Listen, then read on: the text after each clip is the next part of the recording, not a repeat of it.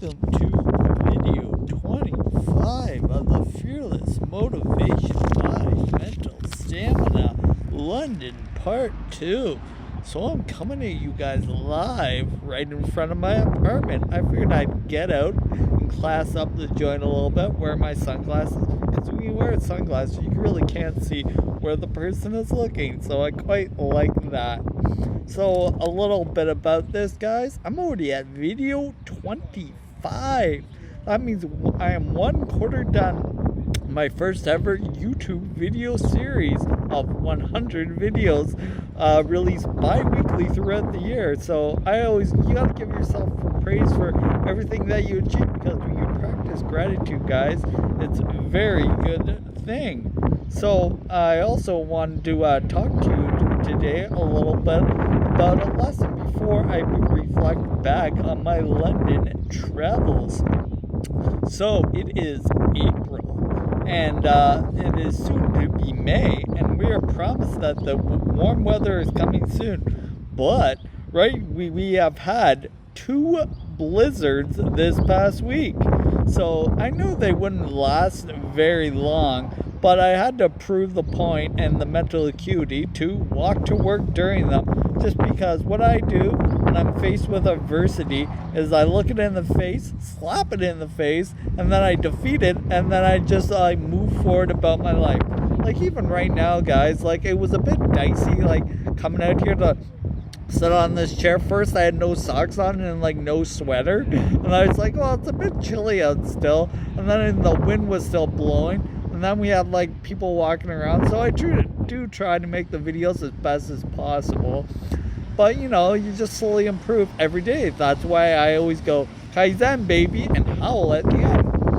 But anyways, getting more back to the lesson I was trying to teach to you guys. So basically, like I said, like a lot of the people throughout life, like they're just not living up to their dreams, and this is about 80 to 85% of people. And the reason people aren't living up to their dreams is it all begins with their internal validation, because they are looking for a lot of external validation from something they should believe deep within. But also it dates to how much junk food they're eating, how many movies they're watching, the binging on alcohol, using various drugs to solve the pain. And the pain just really relates back to them just not pursuing their purpose, and just not having an idea of really what they want to achieve out of life. Like even right now I'm trying to look down at my notes and trying to reference, but it's all gonna come out to you guys, because what I want to get across to you guys, I've had some pretty big challenges. Like I've said, I've survived cancer. I've relocated to a new city, and on my own volition, and now I'm trying to, like I said, just relocate into a society of complacent people. Because I noticed when I mention big words and big dreams to people who have already dedicated themselves to laziness, they're gonna use that against you, because misery loves company, guys. So you got to be very careful of your audience, and that's why I was trying to explain in a previous visit about professionalism at work. So you only really want to say stuff that is pertaining to the workplace, because I'm always a person who likes to share my ambitions with everyone I meet. But not like I just explained to you guys, 80 to 85% of people are not following their dreams. So when they see fellow people following their dreams and really doing something that makes them excited, that's going to make them really angry inside, because they're like, well, who is he to pursue his dreams and I'm not? Because like I said, they're not pursuing proper nutrition, proper exercise, and just don't have a general game plan on how they're going to achieve that. So just while I reference my notes here, guys, to put this on. So basically, the self-discipline stuff, basically the purpose is just what they want to achieve out of life, and the execution is just really on how they want to get there. Yeah, most people, like, guys, here's another example too. It's just like most people will hit the snooze on their alarm clock just because they're doing a job that they absolutely hate. And this just basically means that they'd rather have 5 minutes of crappy sleep as opposed to taking action and making money, connections, and making money and a better way of life. So that is the nature of the beast for that. It's like an example, our current example of this, guys, is just this current corona crisis that we are facing right now. So basically, everybody right now is just like taking the time off, relaxing. But now is not there couldn't be really a better time. Is like a lot of my entrepreneurs that I'm currently following, self-made millionaires, they're saying now is not a better time to pursue good health, start up a business, and it couldn't be a better time to pursue your health. And they're just like stay at home. But like, here's the thing, guys, your home is a place of comfort, and a place of comfort is going to be extremely hard to keep fit and healthy, because in comfortable places, like, you're going to want to relax, and that also leads to complacency and laziness.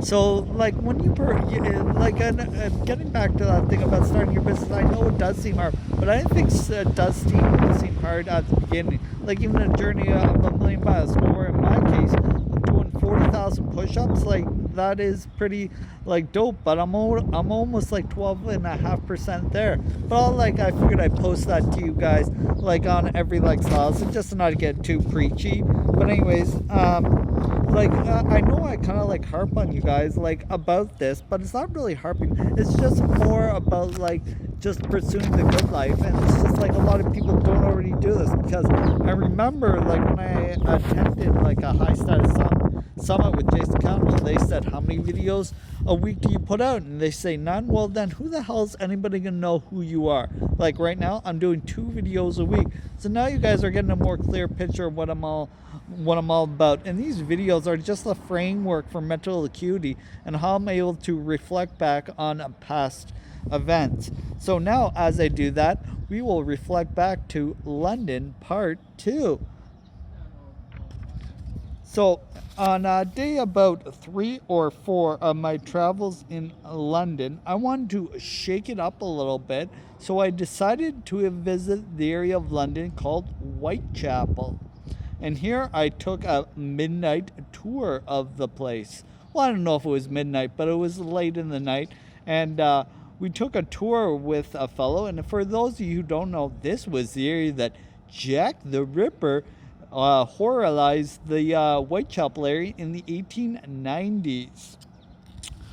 So, and what we got to do, guys, is we got to visit the 4 different sites where each of the prostitutes were eviscerated by Jack.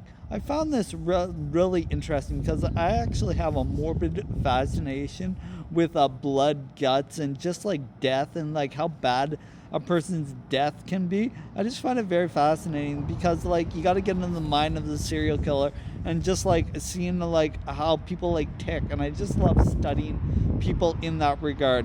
To pursue my morbid fascination a little bit further, I further went to another location known for torture and mayhem, which was the Tower of London.